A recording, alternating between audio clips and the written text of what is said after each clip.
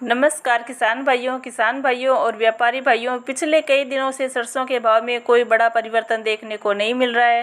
ना तो बाजार ऊपर की तरफ जा रहे हैं और ना ही नीचे की तरफ आ रहे हैं। जयपुर में सरसों का रेट कई महीने के बाद 100 रुपये की तेजी मंदी की रेंज से बाहर नहीं निकल पाया है। त्योहारी सीजन शुरू हो चुका है और इस समय किसानों और व्यापारियों के मन में ये सवाल उठ रहा होगा कि दिवाली का त्यौहार आने से पहले सरसों के भाव बढ़ेंगे या नहीं। सरसों के भाव बढ़ने के लिए कुछ महत्वपूर्ण घटक उत्तरदायी होते हैं, जिनका विश्लेषण हम अपनी तेजी मंदी रिपोर्ट में करते रहते हैं। इस साल सरसों के बाजार का अध्ययन करें तो पता चलता है कि इस साल का रुझान पिछले साल से थोड़ा अलग है।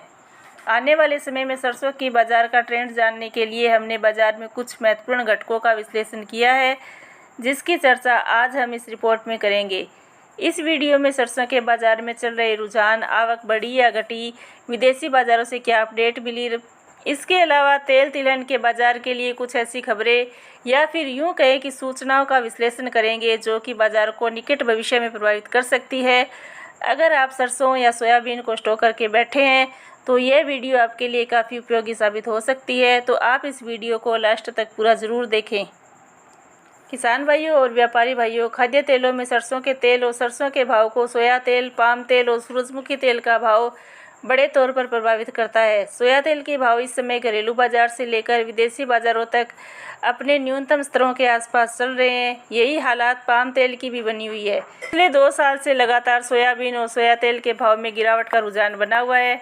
किसान भाइयों, आज हम रक्षाबंधन का पर्व मना रहे हैं। उसके बाद में अगले जन्माष्टमी के त्यौहार के लिए खाद्य तेलों की मांग निकल सकती है। उसके बाद फिर धीरे धीरे हम दिवाली जैसे बड़े त्योहारों की तरफ बढ़ेंगे। कोई ना कोई त्यौहार बीच में आता रहेगा और सहारा बाजार को थोड़ा थोड़ा मिलता रहेगा। बाजार में हल्का फुल्का सुधार बना रहेगा। किसान भाइयों, ये तो बिल्कुल साफ है कि सरसों के भाव में सुधार हो सकता है, लेकिन सरसों में बड़ी तेजी की संभावना नहीं दिखती। हालांकि बड़ी गिरावट होगी, ऐसा भी फिलहाल नहीं दिख रहा।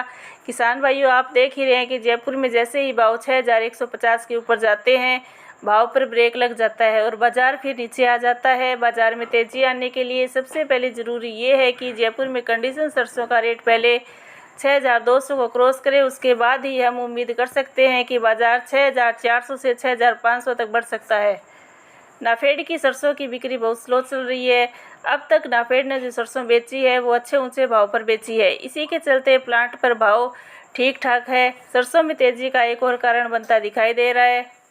किसान भाइयों, आपकी जानकारी के लिए बता दें कि 16 अगस्त 2023 को सरसों की आवक 4 लाख बोरी की थी, जो कि कल यानी कि 17 अगस्त 2024 को 2,65,000 बोरी की ही रही। सरसों की आवक में 1,35,000 बोरी का बड़ा अंतर है और हो सकता है कि आने वाले समय में सरसों की उपलब्धता घट जाए। ऐसे में सरसों में कमजोरी आएगी, ऐसा तो बिल्कुल नहीं लगता।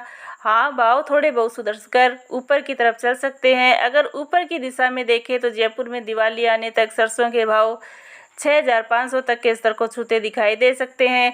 7500 का भाव इन हालातों में संभव नहीं दिख रहा। किसान भाइयों, आपको तेल तिलहन के बाजार के साथ साथ में विदेशी बाजारों को भी मॉनिटर करते रहना है। अगर विदेशी बाजारों में गिरावट आती है और किसी भी सूरत में जयपुर में सरसों के भाव 6000 के नीचे फिसलते हैं तो आपको तुरंत प्रभाव से अपना माल निकाल देना चाहिए। किसान भाइयों, हमारा कार्य बाजार की तेजी मंदी रिपोर्ट से आपको अवगत कराना है। बाकी आप अपना व्यापार अपने विवेक से करें। साथ ही साथ वीडियो को लाइक और चैनल को सब्सक्राइब भी जरूर करें। जय जवान, जय किसान।